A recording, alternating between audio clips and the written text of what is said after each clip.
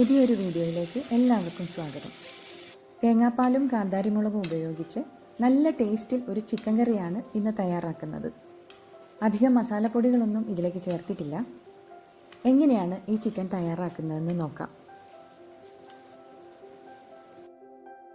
ഒരു പാനിലേക്ക് 2 table spoon വെളിച്ചെണ്ണ ഒഴിച്ചു കൊടുക്കാം. വെളിച്ചെണ്ണ ചൂടായി വരുന്ന സമയത്ത് 20 ചെറിയ ഉള്ളി 2ആയി കട്ട് ചെയ്ത് ഇതിനകത്തേക്ക് ചേർക്കാം.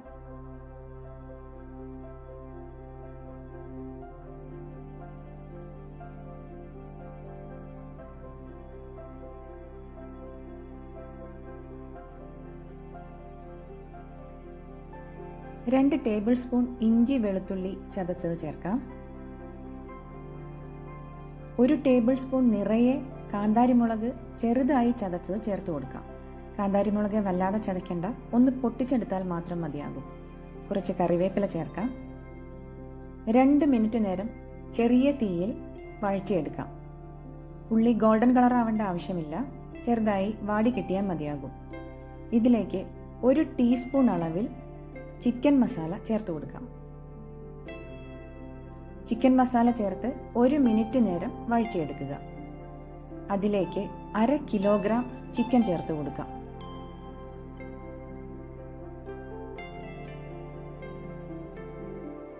ചിക്കൻ നന്നായി ഇളക്കി യോജിപ്പിക്കുക.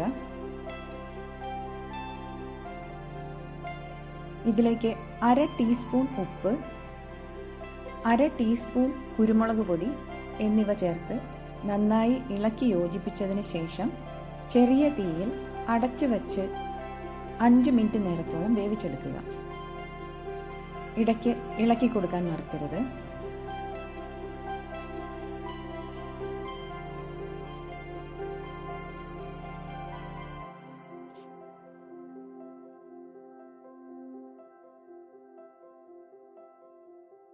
ഒരു തേങ്ങയുടെ കട്ടിയുള്ള 1-ാം പാലും 2 കപ്പ് 2-ാം പാലുമാണ് ഈ കറിയിലേക്ക് ഉപയോഗിച്ചിരിക്കുന്നത്.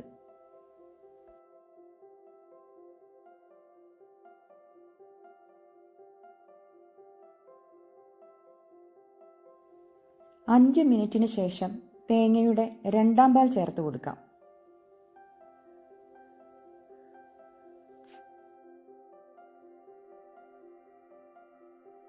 തേങ്ങാപ്പാൽ ചേർത്ത് നന്നായി തിളച്ചതിന് ശേഷം ചെറിയ തീയിൽ അടച്ചു വച്ച് ചിക്കൻ നന്നായി വേവിച്ചെടുക്കുക.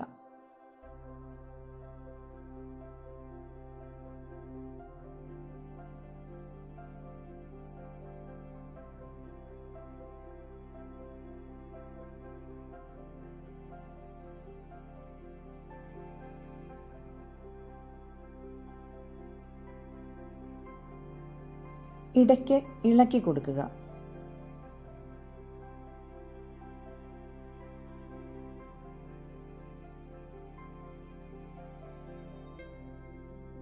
ഒഴിച്ചു കൊടുത്ത തേങ്ങാപ്പാൽ നന്നായി വറ്റി ചിക്കൻ നന്നായി വെന്തു വന്നിട്ടുണ്ട്.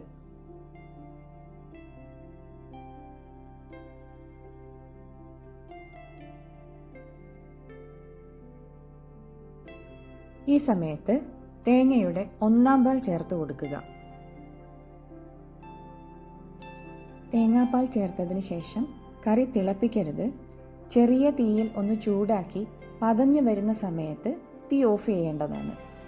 ഈ സമയത്ത് ഉപ്പൊന്ന് ചെക്ക് ചെയ്ത് നോക്കുക. 1/4 ടീസ്പൂൺ ഉപ്പ് കൂടി ഈ സമയത്ത് ചേർത്ത് കൊടുക്കുന്നുണ്ട്. നന്നായി ഇളക്കി യോജിപ്പിച്ച് ഫ്ലെയിം ഓഫ് ചെയ്യുക.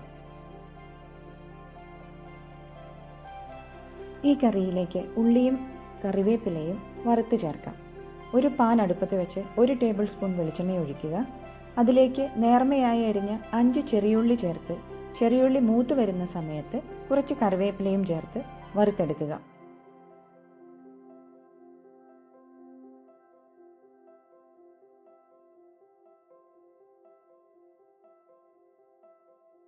വറുത്ത ഉള്ളിയും കറിവേപ്പിലയും കറിയിലേക്ക് ചേർത്ത് കറി അടച്ചു വയ്ക്കുക. 15 മിനിറ്റിന് ശേഷം സെർവ് ചെയ്യാവുന്നതാണ്.